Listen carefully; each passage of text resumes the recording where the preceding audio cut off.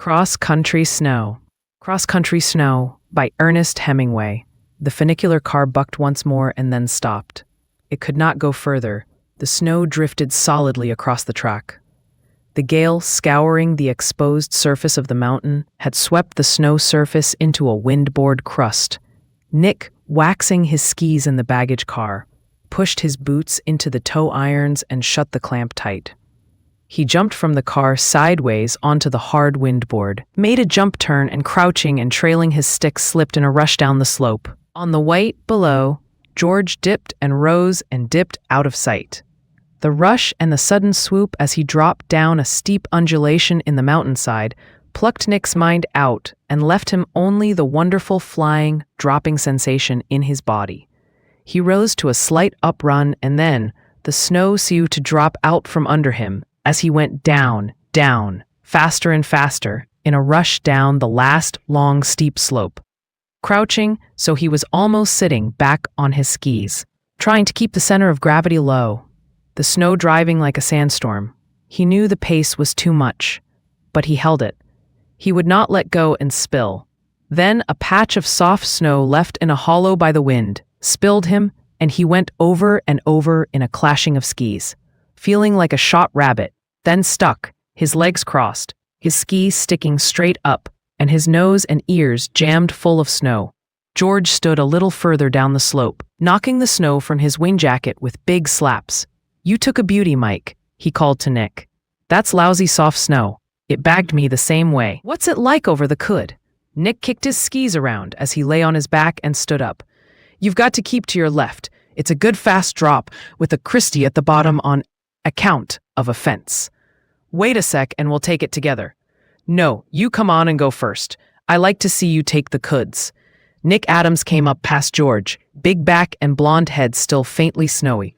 Then his skis started slipping at the edge, and he swooped down, hissing in the crystalline powder snow and seeming to float up and drop down as he went up and down the billowing coulds. He held to his left, and at the end, as he rushed toward the fence, keeping his knees locked tight together and turning his body, like tightening a screw, brought his skis sharply around to the right in a smother of snow and slowed into a loss of speed parallel to the hillside and the wire fence. He looked up the hill. George was coming down in telemark position, kneeling, one leg forward and bent, the other trailing, his sticks hanging like some insect's thin legs, kicking up puffs of snow as they touched the surface, and finally the whole kneeling, trailing figure coming around in a beautiful right curve, crouching, the legs shot forward and back, the body leaning out against the swing, the sticks accenting the curve like points of light, all in a wild cloud of snow. "I was afraid to, Christie," George said. "The snow was too deep. You made a beauty." "I can't telemark with my leg," Nick said. Nick held down the top strand of the wire fence with his ski, and George slid over. Nick followed him down to the road. They thrust bent-kneed along the road into a pine forest. The road became polished ice, stained orange, and a tobacco yellow from the teams hauling logs. The skiers kept to the stretch of snow along the side.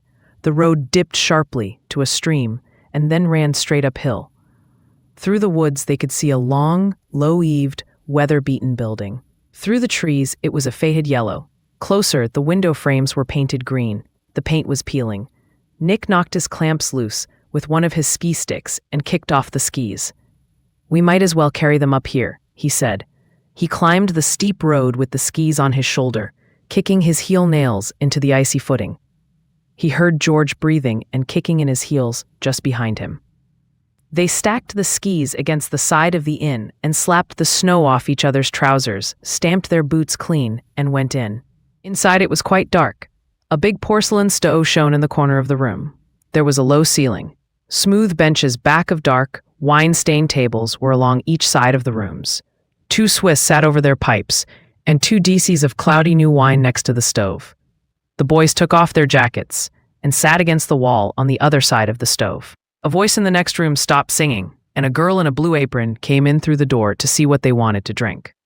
"A bottle of Sion," Nick said. "Is that all right, Gidge?" "Sure," said George. "You know more about wine than I do. I like any of it." The girl went out. "There's nothing really can touch skiing, is there?" Nick said. The way it feels when you first drop off on a long run. Ha, said George. It's too swell to talk about.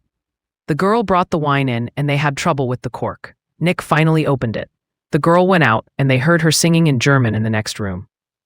Those specks of cork in it don't matter, said Nick. I wonder if she's got any cake. Let's find out. The girl came in and Nick noticed that her apron covered swellingly her pregnancy. I wonder why I didn't see that when she first came in, he thought. What were you singing? He asked her. Opera, German opera. She did not care to discuss the subject. We have some apple strudel if you want it. She isn't so cordial, is she? Said George. Oh well. She doesn't know us and she thought we were going to kid her about her singing, maybe. She's from up where they speak German probably. And she's touchy about being here. And then she's got that baby coming without being married. And she's touchy. How do you know she isn't married? No ring. Hell, no girls get married around here till they're knocked up. The door came open and a gang of woodcutters from up the road came in, stamping their boots and steaming in the room.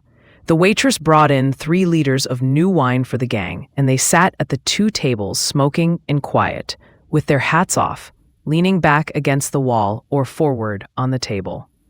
Outside, the horses on the wood sledges made an occasional sharp jangle of bells as they tossed their heads. George and Nick were happy. They were fond of each other. They knew they had the run back home ahead of them. When have you got to go back to school? Nick asked. Tonight, George answered. I've got to get the 1040 from Montreux. I wish you could stick over and we could do the Dentu list tomorrow. I gotta get educated, George said. Gee, Mike, don't you wish we could just bum together? Take our skis and go on the train to where there was good running and then go on and put up at pubs and go right across the Oberland and up the Valais and all through the Engelen and just take repair kit and extra sweaters and pajamas in our rucksacks and not give a damn about school or anything. Yes, and go through the Schwarzwald that way. Gee, the swell places. That's where you went fishing last summer, isn't it? Yes. They ate the strudel and drank the rest of the wine. George leaned back against the wall and shut his eyes. Wine always makes me feel this way, he said. Feel bad? Nick asked. No, I feel good but funny. I know, Nick said. Sure, said George. Should we have another bottle? Nick asked. Not for me, George said. They sat there, Nick leaning his elbows on the table, George slumped back against the wall. Is Helen going to have a baby? George said, coming down to the table from the wall. Yes. When? Late next summer. Are you glad? Yes. Now. Will you go back to the States? I guess so. Do you want to? No. Does Helen? No. George sat silent. He looked at the empty bottle and the empty glasses. It's hell, isn't it? He said. No, not exactly, Nick said. Why not? I don't know, Nick said. Will you ever go skiing together in the States? George said. I don't know, said Nick. The mountains aren't much, George said. No, said Nick. They're too rocky. There's too much timber and they're too far away. Yes, said George. That's the way it is in California. Yes, Nick said. That's the way it is everywhere I've ever been. Yes, said George. That's the way it is. The Swiss got up and paid and went out. I wish we were Swiss, George said. They've all got goiter, said Nick. I don't believe it, George said. Neither do I, said Nick. They laughed. Maybe we'll never go skiing again, Nick, George said. We've got to, said Nick. It isn't worthwhile if you can't.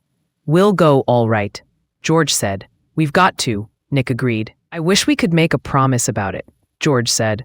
Nick stood up. He buckled his wind jacket tight. He leaned over George and picked up the 2 ski poles from against the wall. He stuck one of the ski poles into the floor. There isn't any good in promising, he said. They opened the door and went out. It was very cold. The snow had crusted hard. The road ran up the hill into the pine trees. They took down their skis from where they leaned against the wall in the inn. Nick put on his gloves. George was already started up the road, his skis on his shoulder. Now they would have the run home together.